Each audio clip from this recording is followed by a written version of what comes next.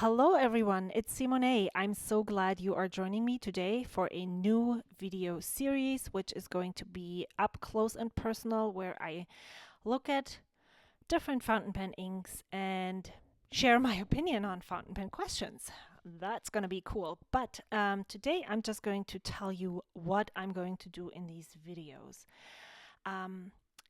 Last year, in the summer of 2021, I started documenting the inks that I use in my fountain pens.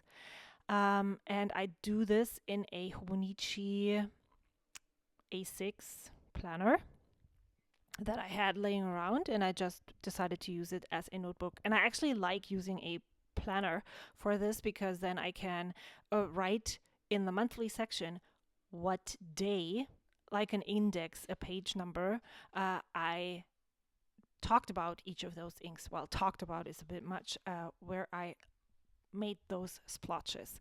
So the idea or intention behind this was to just play with something with these inks that I have and to take a closer look at their properties. This is definitely not very scientific, but I am also learning some things, and I'm sure I could learn a lot more, but this is enough for me. So on the right page, I make an ink splotch. I write the name of the ink and the company that makes it. I started with a thin dip nib, one of those calligraphy nibs, but that didn't work out. So I wrote an affirmation in the glass dip pen and in a finer nib just to see what the ink would look like when writing with a broader and a finer nib. Then I would layer the ink in 3 layers. That's what you can see right next to my right hand over there.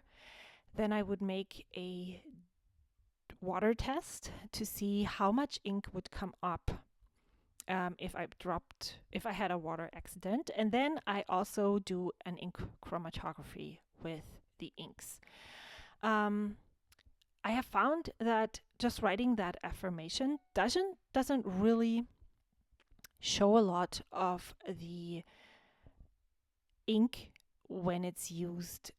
I would love to see more in writing, like a whole paragraph, what you see me do right here.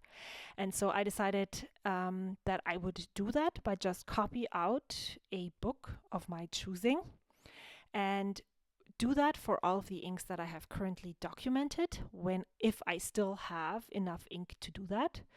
And for all the new inks that I am documenting in this journal, I will do that when I'm adding that entry to the notebook. So I chose a cookbook. It's actually the same cookbook that my mom, who learned to cook, had cooking as a school subject. That is the book that she used. And I started with the introduction, and it was actually super boring.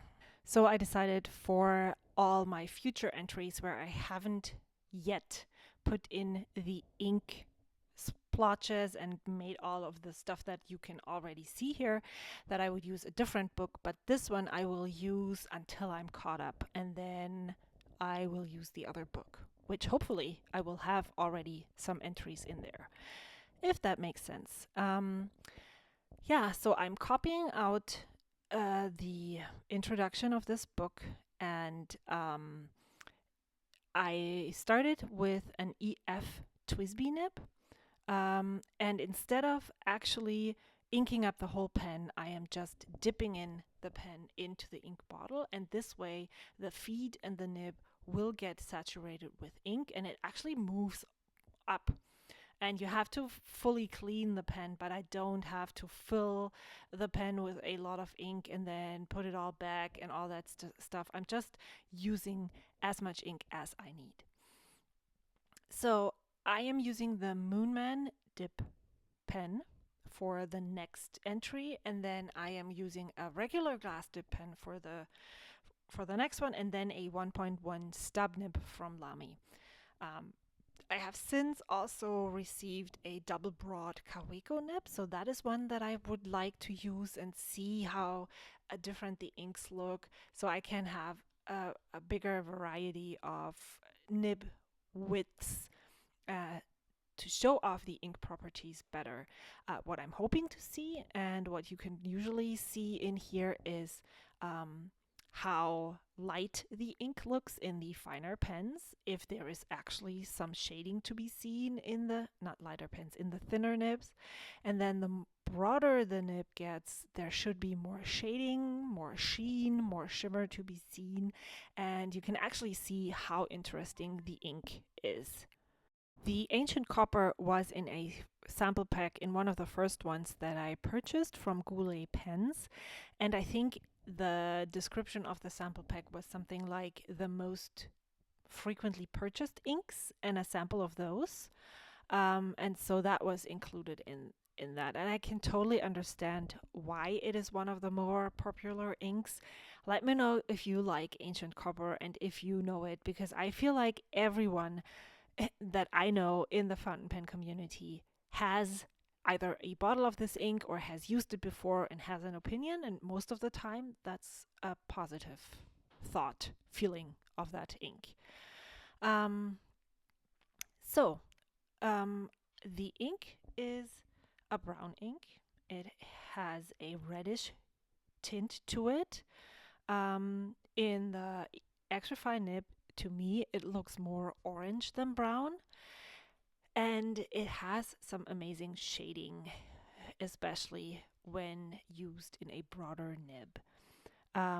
The ink chromatography that unfortunately you can't see because I have my hand exactly on top of it, but you saw it earlier. It goes from almost gray, dusty purples through pinkish reds into the oranges, and that's, I actually have to, there you can see it. I have to do some more research on, is that all the colors that exist in that ink? Is that an indicator of what percentages of those are in there? I am not 100% sure. If you know more about about chromatography in general, let me know. I just do it because I love seeing all the different inks, but I don't know how to interpret the strip besides the different colors that are included in that ink. Yeah, I am almost done with writing this sample. Let me know how you like those videos, if this is something that you would want to watch. I really enjoy other people or listening to other people talk about inks.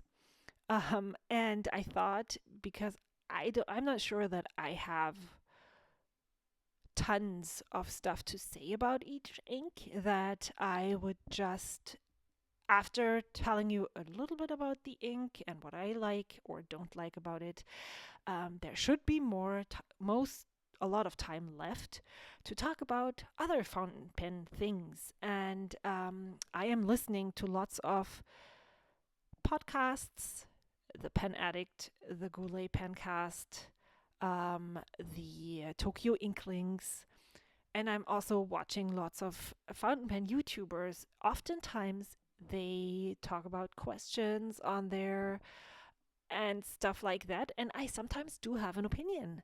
And so I thought that if there is a question that I really like, then I will write it down and I will talk about it in these videos.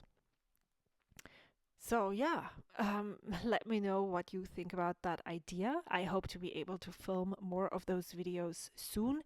Here's a close-up look to all the different nibs that I used. And yeah, if you enjoy this video and you would like to leave me a tip, I have a tip jar over on Ko-fi. The link is in the description box below. There's a lot more videos on my YouTube channel that you can watch, and I hope to see you soon. Until then, bye!